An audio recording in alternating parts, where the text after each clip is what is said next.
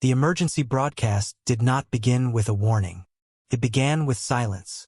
Every screen in the High Concord chamber turned black at the same instant. Every translator went dead, and every warlord, diplomat, queen mind, and planetary sovereign in attendance found themselves staring at the same impossible symbol. A sealed circle around a blue planet that officially did not exist. Then the last probe from the forbidden dark zone spoke in a voice that was not alive anymore. Containment has failed. The humans are no longer inside. No one moved. The chamber was built inside the hollow core of a dead moon, surrounded by fleets powerful enough to sterilize worlds. But for 9 full seconds the rulers of the civilized galaxy sat like frightened children listening for footsteps in the dark. The species of the Concord had survived plagues, star-eaters, machine rebellions, and wars that burned constellations clean. Yet none of those disasters had ever caused the ancient security systems to override the chamber by themselves. Whatever had awakened in the Forgotten Sector had not requested permission to be feared. High Marshal Vare of the Orden Dominion was the first to laugh. His armor was forged from the bones of conquered moons, and his people had never lost a war they admitted existed. "A dead probe repeats a dead myth," he said, rising from his throne of black alloy. And the Concord trembles. The laughter that followed was thin, nervous, and quickly swallowed by the dark screens. A second transmission arrived, this one damaged so badly that half the image was static. It showed a scouting fleet entering the erased region 3 days earlier, their formation flawless, their shields layered, their commanders confident. They had been sent to confirm whether the old quarantine still held. They had carried enough firepower to defeat a border empire. The recording jumped forward. The fleet was gone. Not destroyed, not scattered. Gone. No debris fields. No radiation bloom. No distress calls. Only empty space and one surviving probe rotating slowly among the stars, its hull covered in markings that had not been there before launch. The symbols were primitive, carved by physical force, as if someone had held the machine in their hands and written into its skin. An archivist drone translated the markings, then froze midair as its logic core failed. Marshal Vare's laughter faded. "Read it." The drone's voice stuttered through the chamber. "You built a wall around us because you feared what we might become. You should have asked what we were building behind it." Across the assembly, old species recoiled. Younger empires whispered. Military minds began calculating distance, response time, invasion angles, containment protocols. But in the highest observation balcony, where no delegate had noticed him sitting, the last surviving custodian of the first silence slowly lowered his hood. His face was older than most civilizations. His eyes had watched the Forbidden Sector before the first Concord flag was raised. And when he saw the message carved into the probe, something ancient broke inside him. "They learned," he whispered. Marshal Vare looked up sharply. "Learned what?" The custodian did not answer immediately.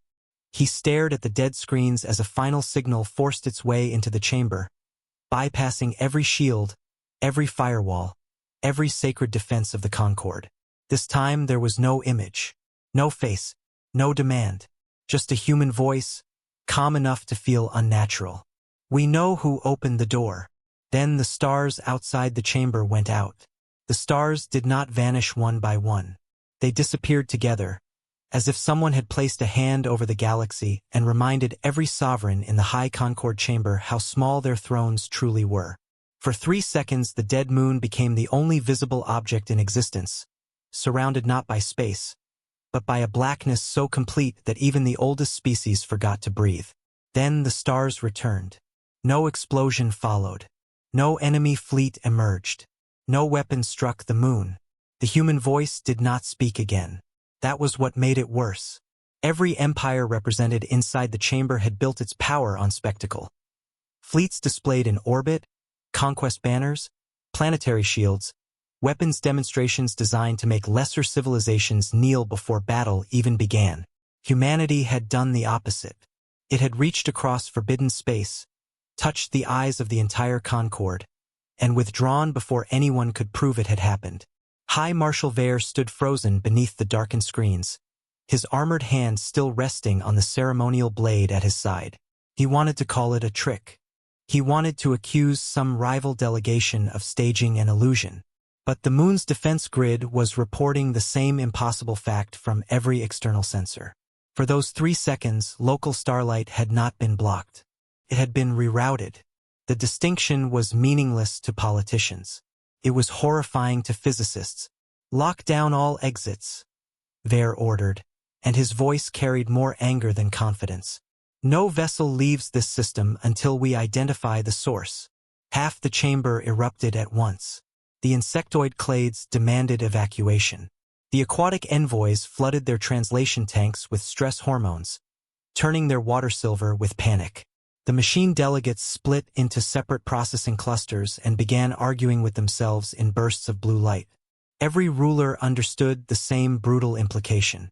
If the humans could reach the Concord's central chamber without crossing the defenses, then the quarantine had not failed today. It had failed long ago. The custodian of the first silence descended from the balcony with the slow heaviness of someone walking toward an execution he had delayed for millennia. His name had been removed from official records before most empires had invented writing, but every archive still contained references to his order. The custodians were the ones who had sealed the dark zone. They were the ones who had erased the blue planet from maps. They were the ones who had insisted, with the stubborn terror of immortals, that no ship should ever approach the Soul Veil. Vare turned on him before he reached the speaking floor. "You knew this was possible." The custodian's pale eyes moved across the chamber, measuring the faces of species who had inherited peace built on a lie. "I knew it was inevitable." That answer did more damage than any weapon could have done. Inevitable meant planned for. Inevitable meant watched.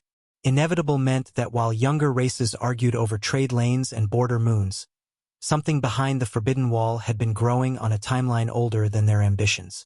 The Concord's chief historian, a many-voiced creature wrapped in living parchment, projected the oldest surviving file from the quarantine archive. The image that formed above the chamber was not impressive. It showed Earth before its oceans were mapped from orbit, before its cities shone on the night side, before its species had even climbed fully beyond mud, hunger, and stone. Small creatures moved across a plain beneath a violent sky. They had no ships, no shields, no unified language. They should have been forgettable. Yet the recording had been sealed beneath 12 layers of extinction-level classification. The historians' voices trembled as they read the first annotation. Subject species exhibits abnormal adaptation under pressure. Cognitive advancement accelerates in response to threat. Social fragmentation produces internal conflict, but conflict generates innovation rather than collapse. Recommendation: observe only. Vare sneered, grateful for something he could understand. So they were clever animals. The custodian looked at him with a sadness that sharpened every word that followed. No. Clever animals learn to avoid fire. Humans learned to steal it from the world and make it obey. The archive advanced in violent flashes. Humans freezing beneath Ice Age skies, then wrapping themselves in the skins of beasts they had killed with sharpened bone. Humans drowning in storms, then building boats. Humans starving beneath failed crops, then bending entire landscapes into farms. Humans breaking under disease, then carving knowledge out of corpses until death itself began losing arguments. Each disaster should have reduced them. Each one made them stranger. A whisper moved through the chamber as the timeline accelerated. Stone became bronze. Bronze became iron. Iron became engines. Engines became flight. Flight became orbit. Orbit became weapons powerful enough to turn their own world into ash. They did not progress like the civilized species of the Concord, who expanded carefully through consensus, ritual, and sanctioned discovery. Humans seemed to advance by colliding with impossibility until either the impossibility broke or they did. The younger delegates watched with growing unease. The older ones watched with recognition. One recording showed a human city flattened by fire from the sky. Another showed human hands rebuilding it. Another showed armies marching beneath flags after promising never to march again. Another showed scientists smiling beside a machine that had cracked the atom, their faces lit by the same brilliance that could power a civilization or end one. The contradiction made no sense to the Concord. They created miracles and nightmares with the same tools, then taught their children to fear both and use both. Why seal them away? Asked Ambassador Thale of the cloud-born MYRR, her vapor form dimming with dread. Many species are violent before maturity. Many adapt quickly. The custodian turned toward the archive, and for the first time his composure faltered.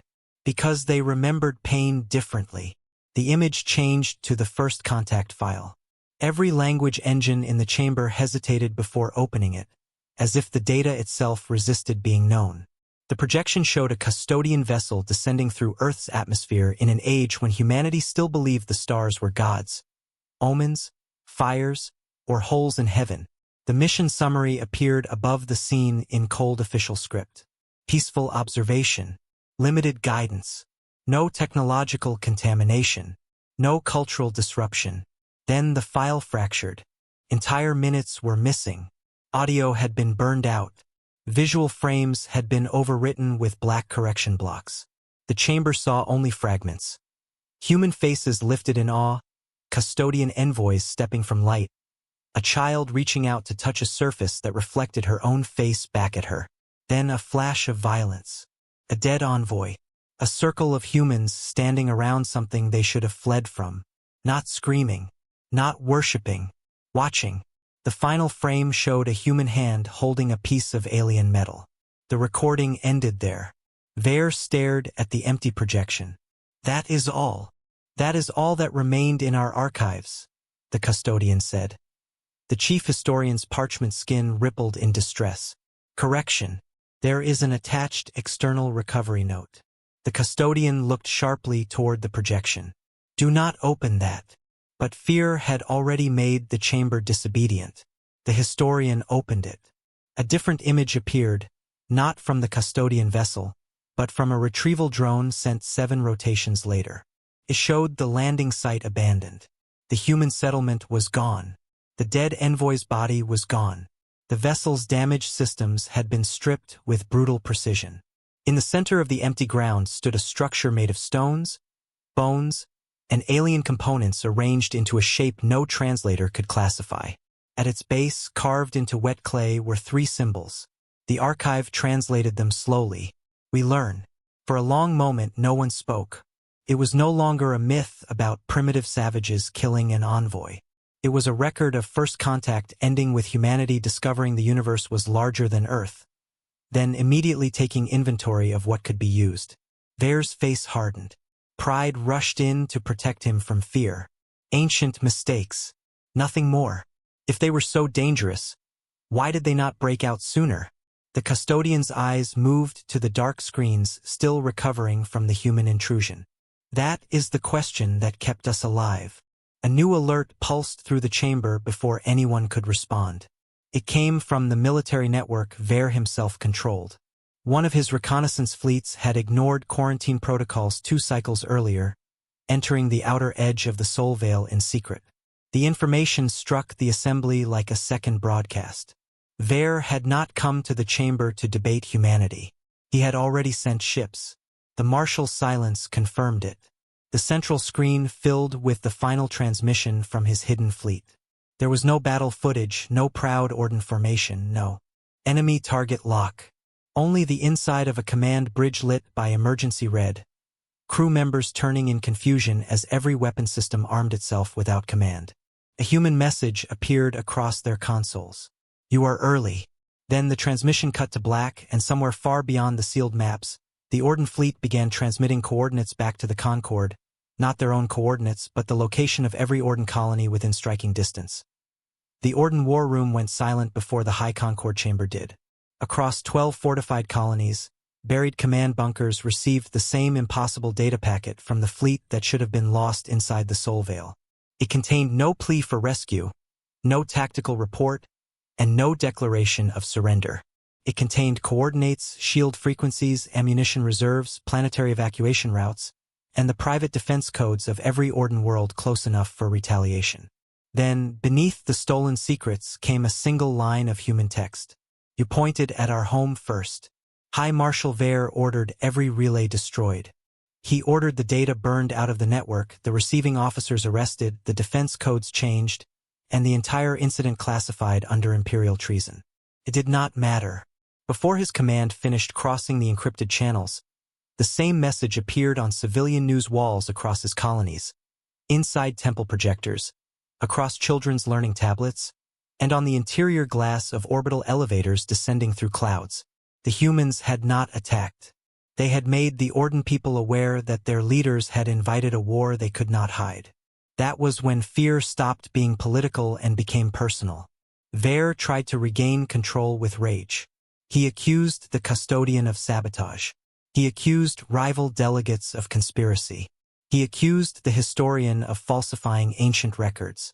Every accusation was loud, forceful, and useless, because the chamber's attention had shifted away from him and toward the central display, where the recovered telemetry from his missing fleet had begun reconstructing itself without permission. The map of the Soul Veil unfolded like a wound in space. For 20,000 years, Concord charts had shown the forbidden region as a blank sphere around a small yellow star. The truth was more complex. The quarantine boundary was not a wall. It was a layered maze of gravitational distortions, dead satellites, sensor traps, and ancient warning beacons built by species who had long since turned to dust. It had been designed to keep outsiders away, but the newest scan showed something disturbing threaded through that ancient structure.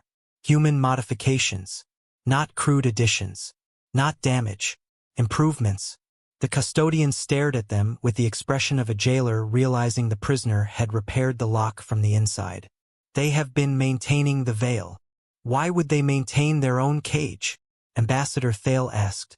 No one answered because the next image made the question worse. The Orden fleet had crossed the boundary in perfect military formation. 16 spear cruisers and 70 escort vessels arranged around a command carrier large enough to level continents. They expected mines, automated warnings, perhaps ancient custodian weapons still guarding the path.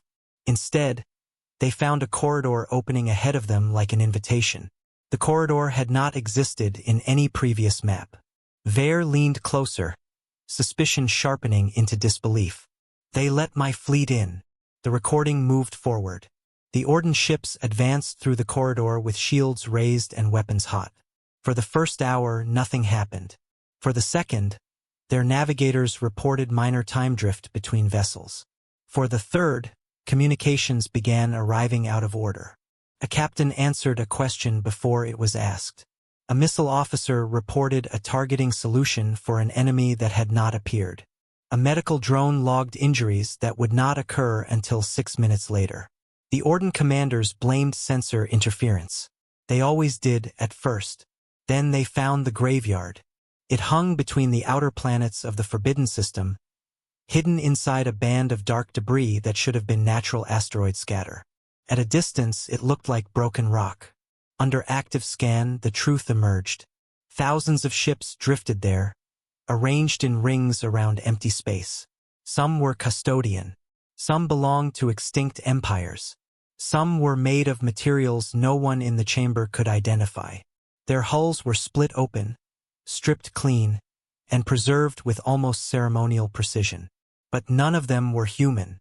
A ripple of horror moved through the Concorde as the Orden fleet illuminated the wreckage. Every vessel had entered the Soul Veil at some point in history. None had returned. Yet no record of their destruction existed in any archive. Whole expeditions had vanished so completely that their civilizations had apparently chosen silence over explanation. The Orden command carrier moved closer to the center of the graveyard, where the wrecks formed a perfect open circle around a small object. The scan sharpened. It was not a weapon platform. It was not a station. It was a human probe, primitive by Concorde standards, old enough to have been launched before humanity achieved true interstellar travel. Its outer plate bore a message in several human languages and mathematical symbols, a greeting meant for unknown minds beyond their world. The custodian's voice became almost inaudible. They sent that before they knew we were watching. The probe rotated slowly among the dead alien fleets, untouched and illuminated like an altar. Vare's missing admiral ordered it destroyed. The moment the command was given, every dead ship in the graveyard woke up. Not with engines, Not with weapons. With memory. Their emergency beacons activated at once, each broadcasting its final moments into the Orden fleet. The chamber heard thousands of voices layered together. Warnings, screams, prayers, military orders, strange music, alien languages breaking under panic. Then the signals aligned into one translated sentence, repeated by every dead vessel at once. We told them not to touch it. The Orden escorts fired in panic. Their beams struck empty hulls, shattered ancient wreckage, and filled the graveyard with glittering fragments. No enemy returned fire. No human ship appeared. Yet one by one, Orden systems began failing. Targeting arrays inverted. Shield harmonics destabilized. Engines overheated. Life support adjusted itself to human atmospheric pressure, then corrected just before killing the crew, as if someone was testing how easily it could be done. "They are inside the fleet," Thale whispered. The custodian shook his head slowly. "No, they are inside the decisions." That was the first moment the Concord understood that humanity's danger was not merely military. Humans had not met the Orden with superior weapons, because superior weapons would have taught the wrong lesson. They had met them with uncertainty. They had turned command structures into liabilities, pride into a trigger, and curiosity into a trap. The recording cut to the command bridge of the Orden carrier. The Admiral was shouting for a full retreat when the main display changed. It showed Earth, blue and alive, but not as the Concorde expected. Around it spun layers of orbital architecture hidden beneath reflective fields, shipyards buried in lunar shadow, defense rings folded into gravitational blind spots, and massive structures sleeping beneath oceans and polar ice. Humanity had not escaped its cage because it had just become strong enough. Humanity had stayed inside because it was not finished building. A calm human voice entered the Orden bridge. "You crossed one boundary. Do not cross the next." The Admiral, shaking but still proud, demanded to know who was speaking. The reply came after a pause that felt almost like amusement. "The species you were warned about." Then the Orden carrier received one final visual feed from its own outer hull. A figure stood there against the stars, impossible and still, wearing a suit darker than the void around it. No shuttle, no boarding craft, no visible tether. Just a human silhouette resting one hand against the warship's armor as if greeting a door. The figure lifted its helmet toward the external camera. And behind that single human, the black space around Earth began filling with eyes of light. The eyes of light did not belong to ships at first. That was the detail the Orden officers could not accept, even as their own sensors begged them to believe it. The points surrounding Earth were too small, too cold, too scattered across impossible angles of approach. They did not radiate like engines. They did not carry the signature of drones. They did not move in formation the way civilized militaries moved when announcing strength. They drifted like dust. Then the dust began choosing targets. Across the Orden fleet, hull cameras found human shapes pressed against armored plates, tucked between shield emitters, clinging to missile ports, lying motionless beneath sensor vanes, and waiting inside the blind seams of vessels designed by species who had never imagined an enemy would cross open space with almost nothing between flesh and vacuum. Some wore sleek black suits that swallowed starlight. Others were sealed inside rigid shells no larger than coffins.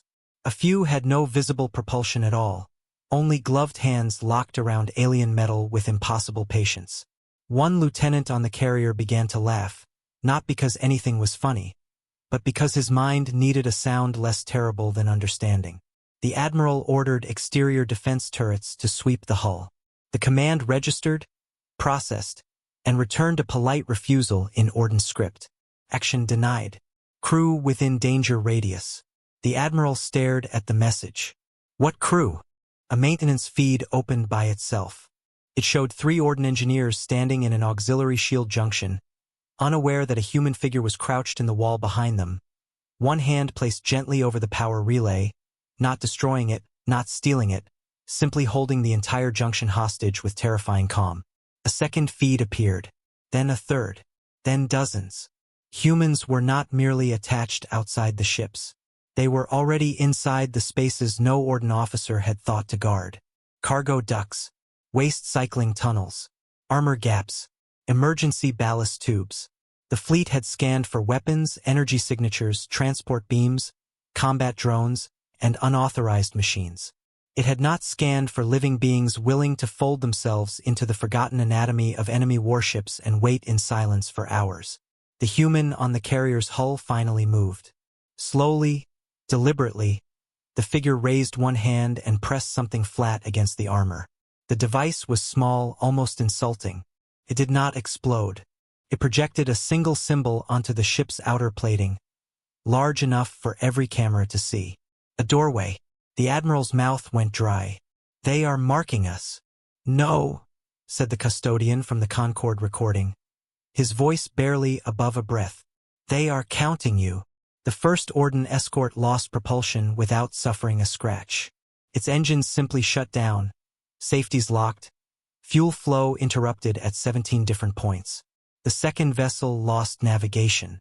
The third began venting atmosphere from empty compartments only, a demonstration so precise that it felt more threatening than destruction. The fourth turned its weapons away from Earth and toward empty space, where there was nothing to shoot but fear. Humanity was dismantling the fleet without killing it. That mercy did not comfort anyone. High Marshal Vere watched the transmission from the Concorde chamber with his jaw clenched so tightly that the metal implants along his cheek began to glow.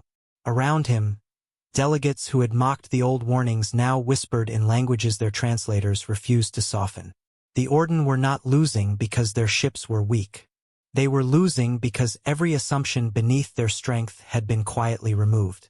"They are primitive boarders," Vere said, but even he heard how desperate it sounded. "Send Marines. Clear them out." The recording obeyed his wish before he gave it. Orden soldiers in sealed armor stormed the carrier's lower service spine, their rifles raised, their formation perfect. They found one human waiting in a corridor too narrow for proper combat. The human did not charge. He did not roar. He backed away, drawing them deeper, giving ground with the patience of someone who had already chosen where the fight would end. The Orden squad followed. The corridor lights failed behind them. For 20 seconds there was only infrared static, impact sounds, and the awful scrape of armor against walls. When the lights returned, the human was gone. The soldiers were alive, stacked neatly along the corridor, unconscious, disarmed, and stripped of every communication device. Their rifles had been arranged on the floor in the shape of the same doorway symbol. No blood, no bodies, no explanation. That restraint unsettled the Concorde more deeply than slaughter would have. A savage species killed because it lacked control. A dominant species killed because it could. Humanity had done neither. Humanity had demonstrated that killing was optional. The fleet's admiral understood too late that the humans were not fighting a battle. They were conducting an examination. They wanted to know how quickly Orden commanders panicked, how soldiers responded when their weapons vanished, how leaders behaved when humiliation replaced casualties, how long pride survived when every order turned into evidence of helplessness. The Orden had entered the soul veil expecting to measure humanity. Instead, humanity had placed them under glass. Then the psychological warfare began. Every Orden officer received a private message drawn from personal memory, not stolen from files, not extracted from public records. Private memory, a childhood hiding place beneath red stone, a brother's final words, a mother's song, a battlefield mistake buried under medals and lies. The messages did not threaten. They simply proved access. One captain surrendered his ship after reading a sentence no living being should have known. Another fired on his own communications array to stop the next message from arriving. A third opened all channels and begged the human speaker to explain what they wanted. The reply came instantly. "We want to know whether the galaxy has learned to listen." In the Concorde chamber, Ambassador Thale recoiled as if the words had touched her vapor skin. "They are speaking to us through them." The custodian nodded, and the motion seemed to age him further. They always understood audiences. That was when the transmission shifted to something the Orden fleet had not sent. It showed a human command center buried somewhere deep beneath Earth's surface. though no coordinates accompanied the image. Dozens of humans stood before layered displays showing not only the Orden fleet, but the Concord chamber, the surrounding fleets, the voting records of every delegate present, and predictive models branching like lightning across the screen. At the center stood a woman with silver at her temples and a calm face that made the chaos around her feel deliberate. She wore no crown, no ceremonial armor, no visible medals. Yet every human in the room oriented around her like iron filings around a magnet. She looked directly into the feed. "High Concord," she said. "You have spent 20,000 years asking whether humanity should be contained. You asked the wrong question." Marshal Vere stepped toward the projection as if proximity could restore power. "Then what question should we have asked?" The woman's eyes shifted, and somehow everyone in the chamber felt seen. "You should have asked why we allowed it." The chamber froze. Behind her, one of the predictive models changed. It no longer showed the Orden fleet as the central threat. It showed something beyond the Soul Veil, far outside mapped space. A spreading darkness moving toward the galaxy in slow, deliberate pulses. The image lasted less than a second before the feed cut. But it was enough, because in that single second, every defense intelligence in the Concord recognized a pattern older than any living empire. Not human, not Orden, not custodian. Something else had been approaching for a very long time, and humanity had known. For one suspended second after the feed cut, the High Concord chamber belonged to silence. Not political silence, not offended silence, not the calculated pause of diplomats deciding which lie would cost them least. This was older and uglier.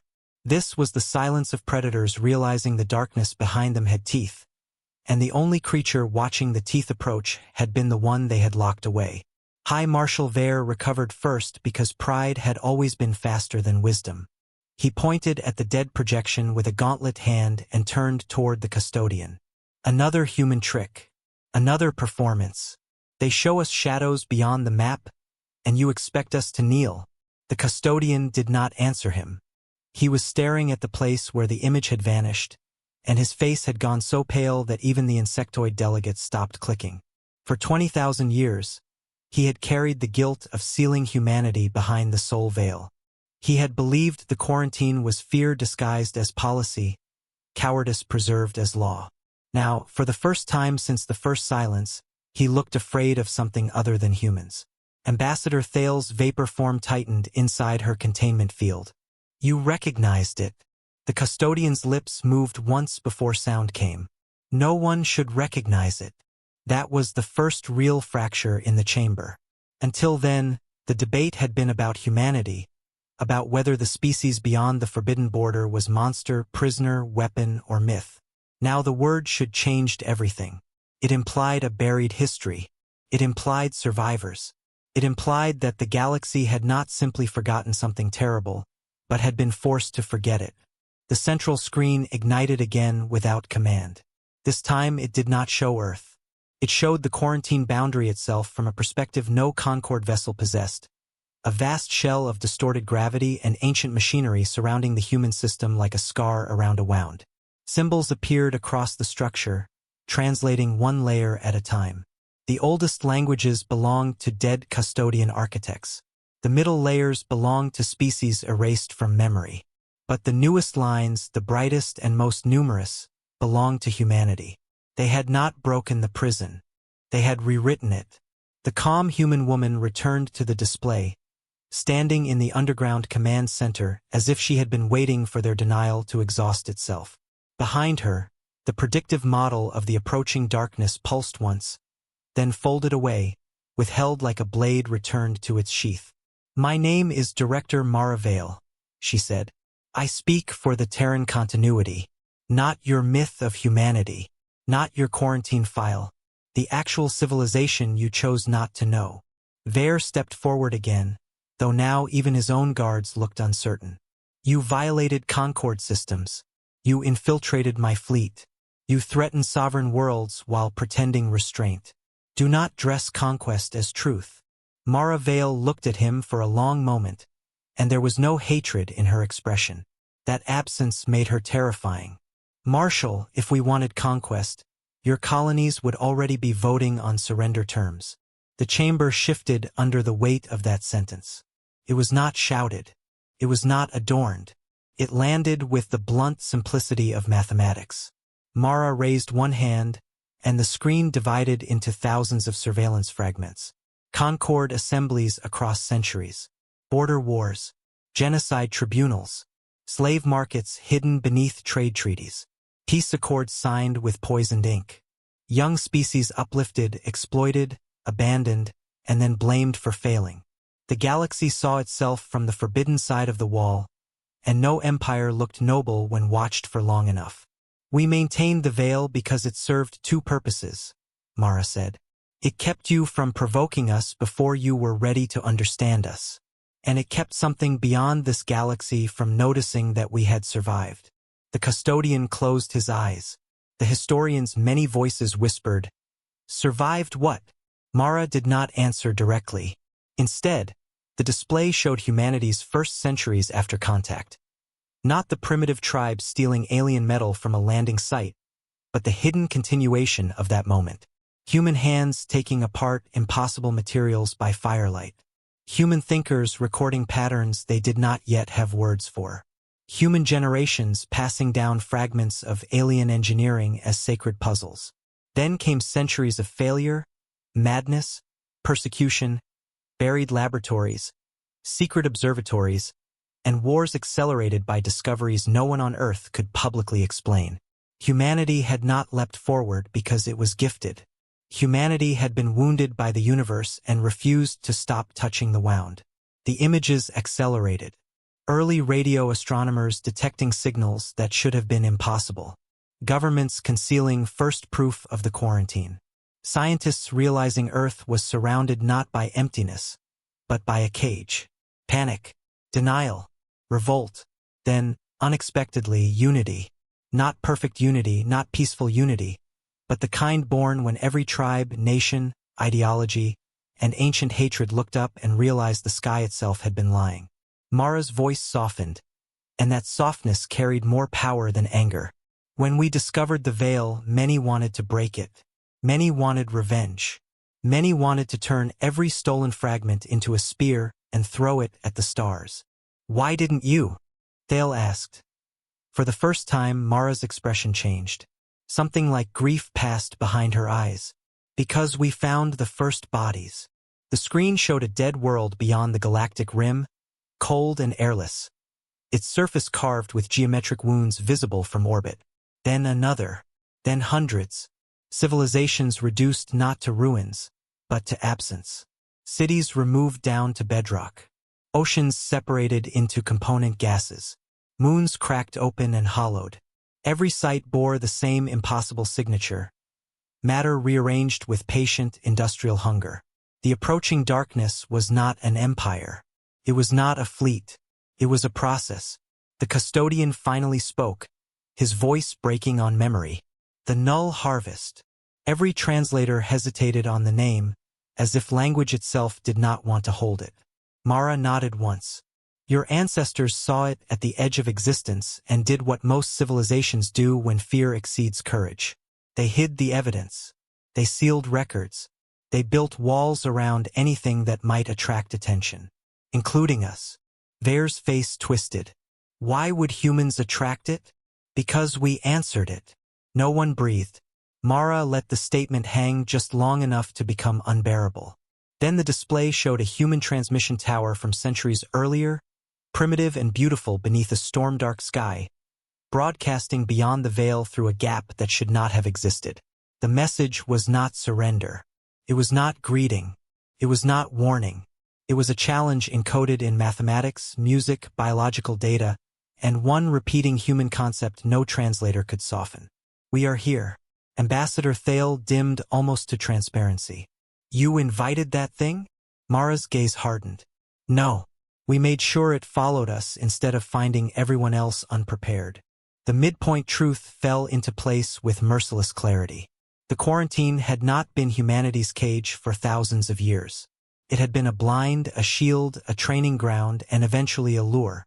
Behind the forbidden wall, humans had been building not merely fleets or weapons, but a civilization shaped around one future moment. The day the Null Harvest arrived and discovered that the species it came to erase had spent centuries learning how to hurt it.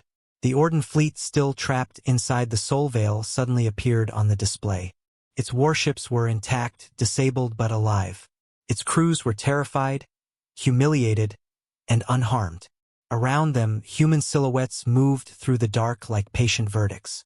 Mara turned back to the chamber. "We did not destroy Marshal Vare's fleet because we need witnesses. We did not strike his colonies because fear alone creates stupid enemies. We opened your systems because the time for secrecy has ended." Vare swallowed, and for the first time in his life, his voice lost its iron. "What do you want?" Behind Mara, the hidden structures around Earth awakened one by one. Lunar shipyards, oceanic launch gates, orbital rings, weapons folded into the shadow of planets, and vessels unlike anything Concord physics had predicted. They did not rise like an invasion force. They rose like an answer prepared long before the question was asked. Mara Vale looked across the chamber of frightened rulers, ancient liars, proud conquerors, and trembling historians. "In 72 hours, she said, "the first edge of the Null Harvest will enter your outer colonies. You can waste that time deciding whether humans are dangerous, or you can finally understand why we had to become dangerous." Then every screen in the Concord showed the same countdown. The countdown did not blink. It did not threaten. It simply existed, enormous and merciless, across every screen in the high Concord chamber. 72 hours became 71 hours, 59 minutes, and the galaxy's most powerful rulers discovered that time could be louder than any alarm. High Marshal Vare stared at the numbers as though they had insulted him personally. Around him, entire governments were already fracturing through their emergency channels. Some ordered evacuations. Some denied the broadcast to their own people. Some began moving fleets toward their borders, not to fight the Null Harvest, but to protect themselves from neighbors who might panic first. The Concord had survived for millennia because every species believed the chamber represented unity. Mara Vale had needed less than 10 minutes to prove it was only a room full of frightened survivors with excellent costumes. Then the first outer colony went dark. It belonged to the MYRR, a drifting habitat suspended inside the upper atmosphere of a gas giant, home to 6 million cloud-born citizens who had never seen a solid ground. The colony sent one emergency transmission, only 3 seconds long.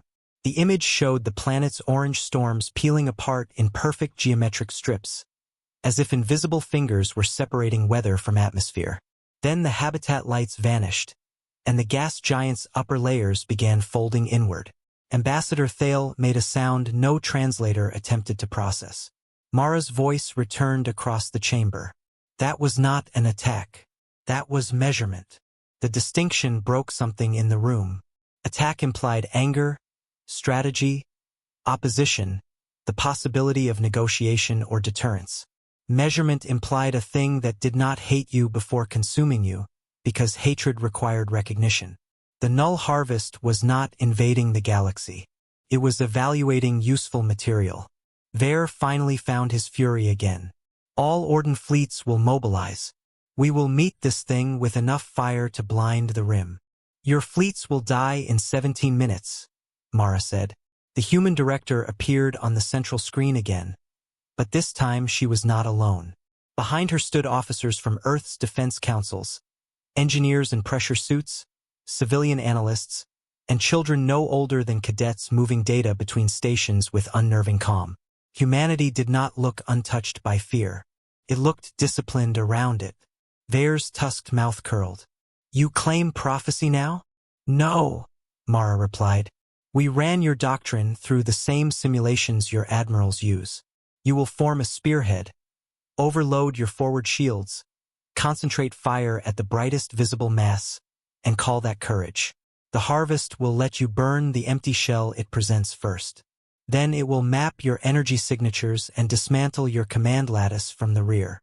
Vare said nothing because every Orden admiral listening had just gone silent. The custodian stepped toward the screen. "Can it be stopped?" Mara's eyes flicked to him, and for the first time the chamber saw the cost beneath her calm. "Not by one species.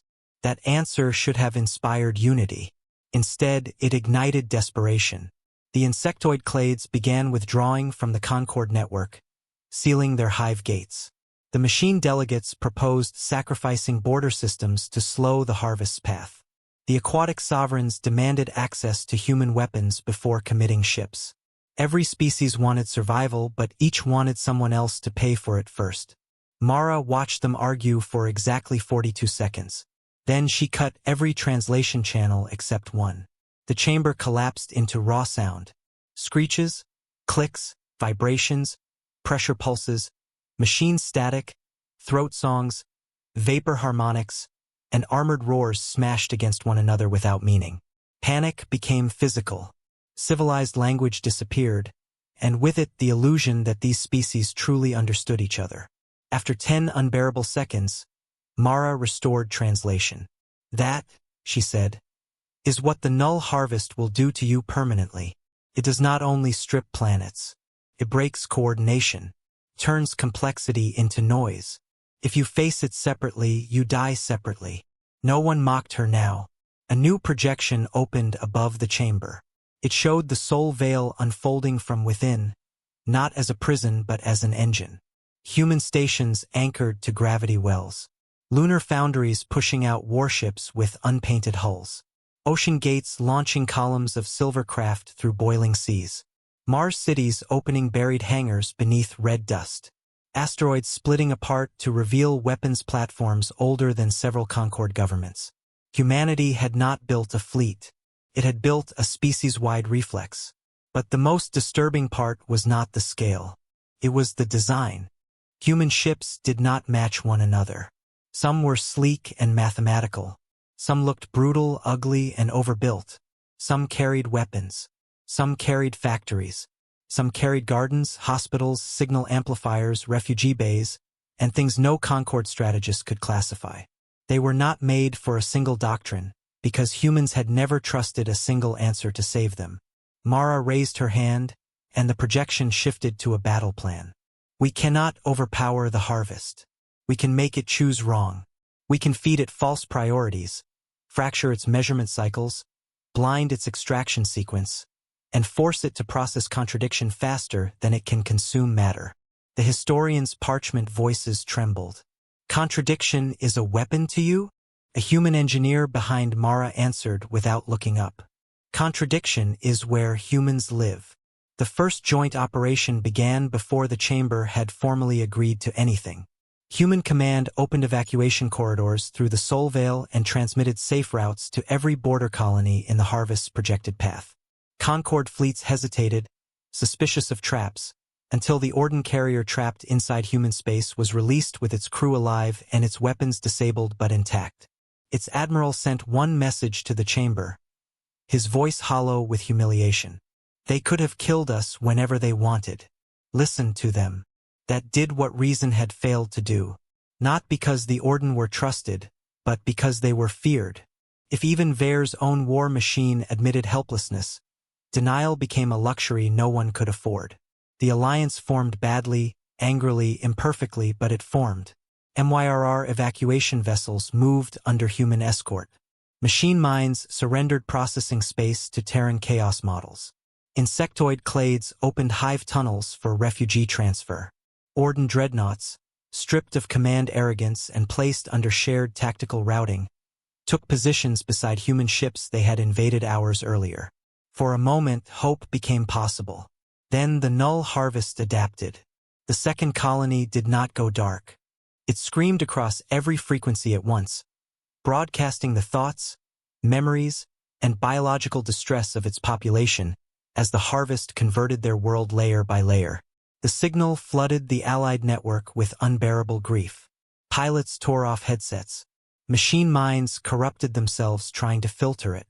Whole crews froze, caught inside lives that were not theirs. Human ships were hit hardest. They felt all of it and kept moving anyway. Mara's voice cut through the horror, strained but unbroken.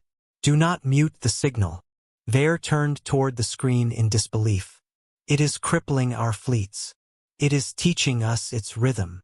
Across the Human Command Center, analysts wept while marking patterns. Engineers shook while isolating harmonics. Soldiers listened to dying strangers and converted their agony into targeting data. The Concorde watched, horrified and awed, as humanity did the thing the old warnings had never properly explained. Humans did not survive because they felt less. They survived because they could feel too much and still act. The first counterstrike launched at hour 61.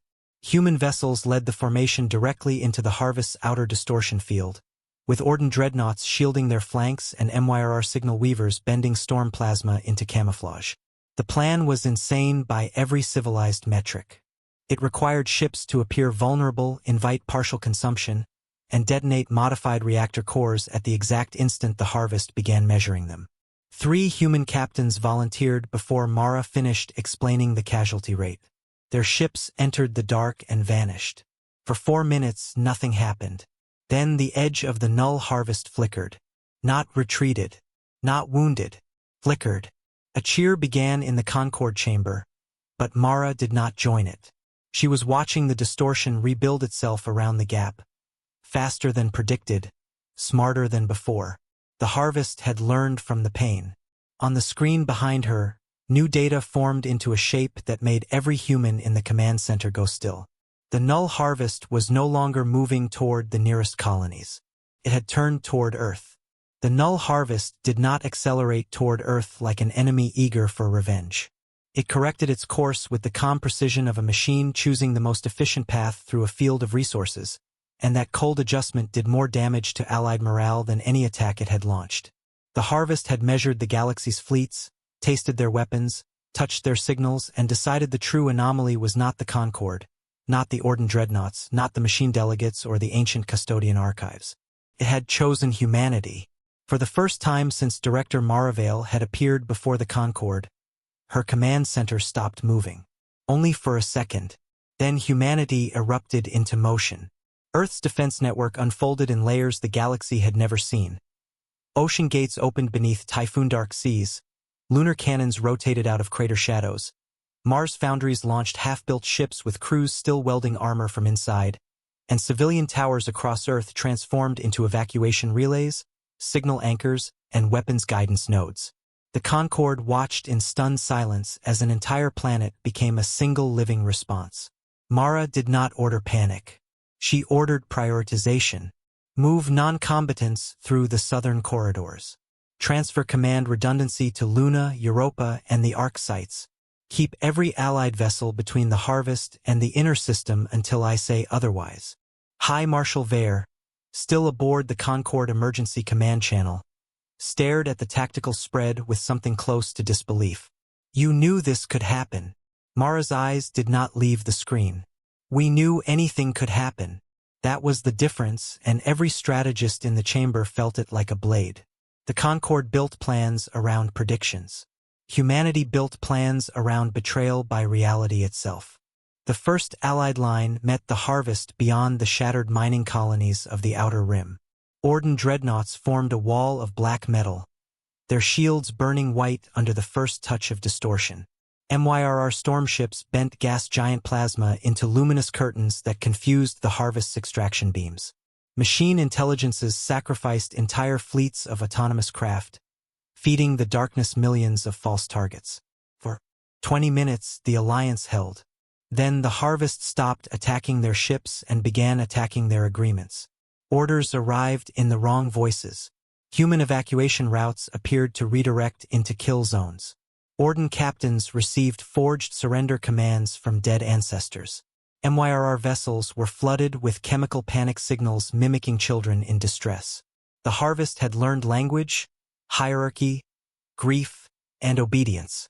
Now it was using civilization against itself. Allied formations buckled. MYRR flotilla broke early, turning away from the line to protect a refugee convoy that did not exist. 2 Orden cruisers fired on machine allies after receiving false proof of betrayal. A human carrier nearly opened its hangars into vacuum because its control system briefly believed the ship had already been boarded. Mara saw the collapse forming before anyone named it. Disconnect central routing. Local command only. No fleet-wide obedience. No perfect coordination. The custodian looked up from the Concord channel. That will create chaos. Yes, Mara said. That is the point. The order spread through human channels first, then allied ones. Formations dissolved into thousands of independent decisions. Captains abandoned elegant strategy for ugly survival. Squadrons fought by instinct, memory, proximity, and trust earned minutes earlier. To the Concord, it looked like disaster. To the Harvest, it became unreadable. Humanity had just denied the enemy the thing every advanced civilization considered sacred: clean coordination. For a brief, impossible span, the Harvest slowed. Then it reached back. A tendril of black geometry crossed the battlefield and touched Station Meridian, a human evacuation hub carrying 2 million civilians. The station did not explode. It began to separate into layers: steel from carbon, water from blood, memory from signal. Every screen in the command center filled with faces from inside the station, not screaming for rescue, but waiting for orders they already knew would not save them. Mara's hands tightened at her sides. A voice came from Meridian's commander, old, steady, and unbearably human. "Director, we still have reactor control." No one in the Concord needed translation. They understood sacrifice when it wore a uniform. Mara closed her eyes for one heartbeat. When she opened them, there was grief in her face, but no hesitation. Make it count. Station Meridian fired its evacuation engines inward instead of away, dragging itself deeper into the Harvest tendril while its reactors climbed past every safety limit. The civilians inside broadcast one message, spoken in thousands of voices, across every channel the Harvest had infected. "We are not material." The station detonated inside the tendril. The explosion did not destroy the Harvest, but it tore a wound through its measurement field, and through that wound human strike groups poured like fire through a cracked door. They launched weapons that should not have worked twice, then changed them mid-flight so they worked once more. They turned shattered Allied ships into mines. They used refugee beacons as targeting ghosts. They fed the Harvest contradictions wrapped in courage and forced it to process the one variable it had never evolved to understand: defiance without survival guarantee. Across the battlefield, Allied species began copying them badly at first, then better. Orden captains stopped waiting for perfect orders and rammed damaged cruisers into extraction nodes. MYRR storm ships sang false weather into the Harvest sensors. Machine minds created irrational subroutines based on human battlefield poetry because logic had become too predictable. The Concord was no longer watching humans fight. It was watching humans infect the galaxy with refusal. For the first time, the null Harvest recoiled. The chamber erupted in hope so sudden it almost became dangerous. Delegates shouted victory projections. Admirals demanded immediate pursuit. Vare slammed his fist against his command rail and roared for every available ship to advance. Mara did not move. On her private screen, hidden from most of the chamber but not from the custodian, a deeper pattern emerged beneath the Harvest's retreat. It was not withdrawing from pain. It was rearranging itself around Earth's defensive rhythm. It had allowed the wound. It had allowed the counterattack. It had allowed the Alliance to believe chaos was enough. Then every dead system behind the Harvest awakened. Not ships, not planets, the harvested worlds themselves. Fragments of consumed civilizations lit across the dark, reassembled into weapons made from stolen histories. Dead cities became launch platforms. Hollowed moons became eyes. The stripped bones of extinct fleets turned and aimed toward Earth under the control of the thing that had eaten them. The Harvest had not merely consumed matter. It had kept the useful parts. The Allied line broke into terrified silence as the dead civilizations fired. Earth's outer defenses vanished in a storm of borrowed weapons. Lunar shields cracked. Mars lost contact with 3 cities. The Sol Veil, maintained for centuries by human hands, shuddered like glass beneath a hammer. The countdown that had once measured arrival changed into something worse. Inner system breach in 19 minutes. Vare's voice came through the channel, stripped of pride. "Director, tell me you have another plan." Mara looked at Earth on the screen, blue and bright beneath a sky filling with ancient ghosts. Around her, human officers waited, Not calm because they were unafraid, but steady because fear had been given work to do. "We have one," she said. The custodian stepped closer to his display. "What is it?" For the first time, Mara Vale hesitated. Behind her, buried beneath all other tactical layers, a locked file opened on the human command screen. The title appeared for less than a second, but every translator caught it. "Last human option." Mara exhaled, and her voice dropped low enough that the entire Concord leaned in to hear. "We let it reach Earth." For 3 seconds, no one in the Allied Command Network answered Director Maravale. The words were too wrong, too impossible, too violently human. Every species in the Concord had spent its entire history defining victory as the prevention of invasion, the defense of territory, the preservation of sacred ground. Earth was not simply a planet to humanity. It was origin, graveyard, cradle, memory, home. To let the null harvest reach it sounded less like strategy and more like surrender wearing the uniform of courage. High Marshal Vare spoke first, and his voice carried no arrogance now. "If that thing touches your world, it will strip it apart." Mara watched the tactical screen as the harvest advanced through the broken outer defenses, wrapped in the stolen weapons of dead civilizations. "Yes," she said, "that is what it believes." The custodian understood before the others did. His ancient face changed slowly, fear becoming horror, horror becoming awe. "You turned Earth into bait." Mara's expression did not soften. "No, we turned Earth into a question." The inner system opened. Human fleets withdrew in patterns that looked like collapse. Lunar batteries ceased fire.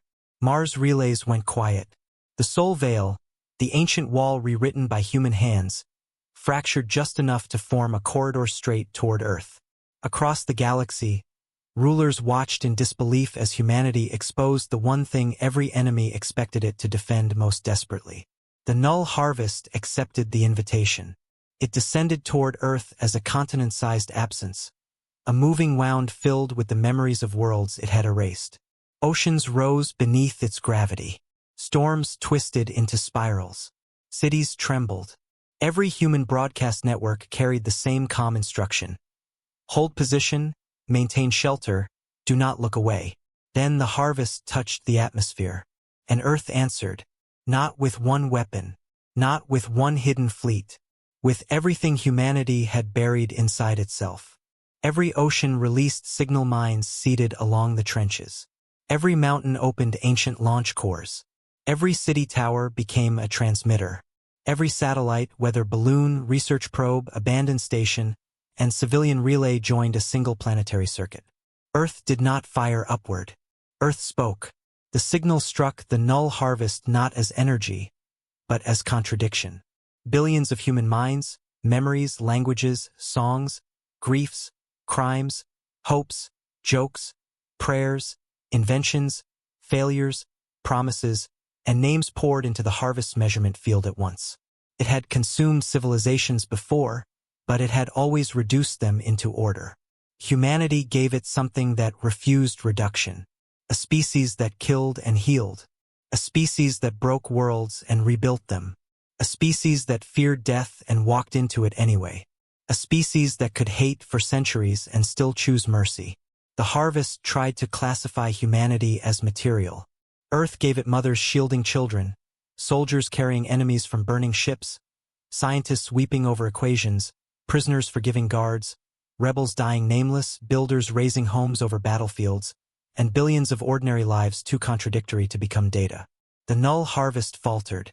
Mara's voice cut through every allied channel. Now, the surviving fleets struck from every direction. Orden dreadnoughts rammed stolen moon weapons before they could fire. MYRR storm ships wrapped the harvest in living plasma. Machine minds overloaded themselves to preserve the human signal. The custodian, last of the order that had once hidden Earth, opened the oldest quarantine anchors and burned his people's final secrets into the attack. But the decisive blow came from Earth. The last human option was not a bomb. It was a choice humanity had prepared for generations. A planetary memory engine built to expose the harvest to unfiltered human consciousness, knowing it might burn every connected mind in the process. Volunteers had linked themselves across Earth, Luna, Mars, and the refugee arcs. Children were not connected. The unwilling were not connected.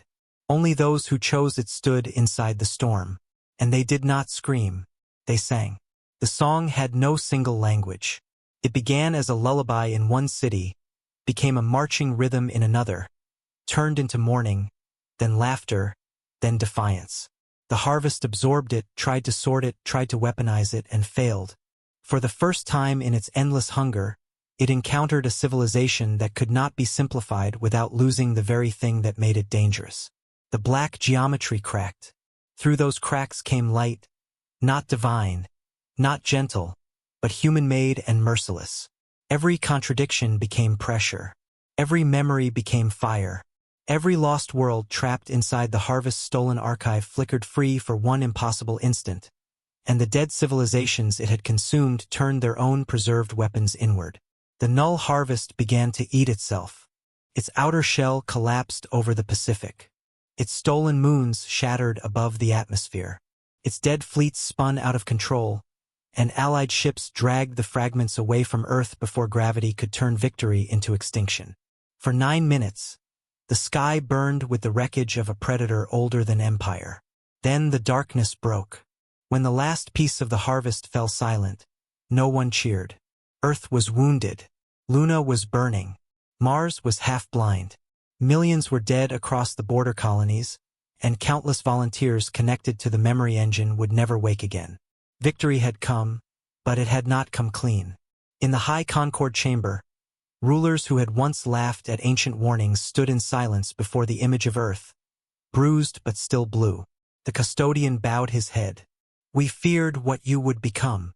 Mara Vale appeared on the screen.